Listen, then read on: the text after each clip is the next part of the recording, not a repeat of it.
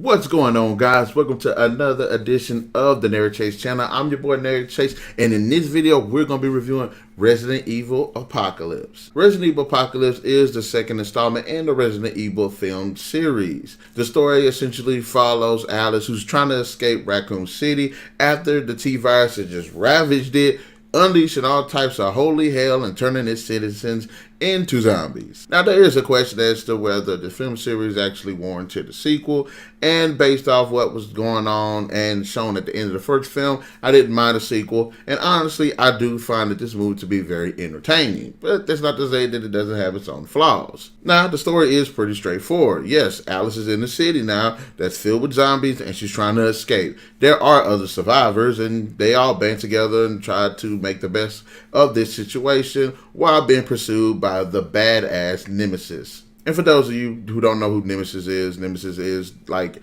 one of the most iconic faces of Resident Evil. This movie is basically Resident Evil 2 and Resident Evil 3 put together. No, Claire and Leon do not make an appearance in this film, but we do have Jill Valentine, and I will say that she was well cast and pretty badass. Alice is now somewhat of a super soldier because her DNA has bonded with the T-virus through experiments, and to some degree I can kind of flow with that in this, but where it kind of leads to is a little bit, wish they could have worked on a little bit better. The story is entertaining. There are a lot of action sequences. There are some funny sequences. There are some really dark and badass sequences. There are some pretty suspenseful ones too. Of course, the movie revolves around Alice, even though there are other characters. And in this film, if you thought she was badass in the first one, they definitely kicked it up a notch in this one. Yes, she's this new mutated super soldier, I guess. So she can go around kicking ass and jumping dozen feet in the air, and she can heal. You know, she can do all of this since zombies and tyrants and stuff. She just all badass at this point. And she just keep getting just more badass throughout the rest of the movie. I liked Jill Valentine. I thought she was pretty badass. I will admit that Alice's character and role does seem to eclipse everybody else's, even though they do kind of get about the same amount of screen time. Alice does a hell of a lot more badass stuff, which I wish Jill Valentine would have had a little bit more to do. There is this one sequence where they're fighting lickers, and it takes Alice to basically save them. And I'm like, that could have been a really good moment for Jill Valentine's character to, you know, develop, to do something badass, to be a little bit more memorable.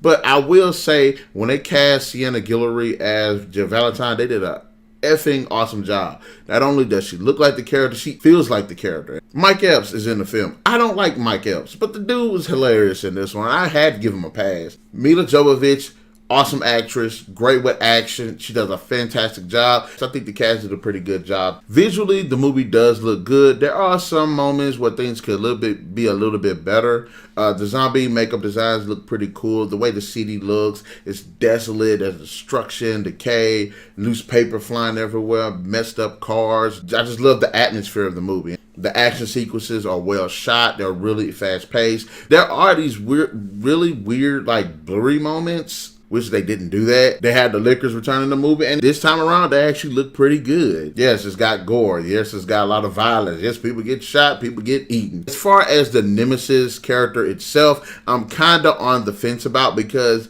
for the practical side of it, it does look pretty good, looks pretty impressive, but at the same time, it looks stiff. It looks fake. Put a little bit of motion capture in with it to make it look a little bit more badass and a little bit more intense. Score and music are just handled great. There are moments where it's pretty dark. There's moments where it gets techno and fast paced, and it just makes for a very entertaining experience. Now, the writing does suffer a lot. There are some conveniences that could have been worked out a little bit better. There are also some moments where it feels like the writing just completely focuses on Alice, and it's like, what are the point of these characters being here if she's the one that's going to save them all the time? And I wish they could have worked that out a little bit better. Ending climax, I wish could have been done a little bit better. Yes, I can understand where they were going with anticlimactic, and this is Nemesis we're talking about. You know what I'm saying? Nemesis is a cold-blooded, no mercy having, just evil son of a. Despite all the stuff that was happening, like, you didn't see any of the Resident Evil BOWs and stuff that you expected to see. In the end, I will say Resident Evil Apocalypse is a pretty good film and just a good time waster. It is enjoyable, has some pretty memorable moments.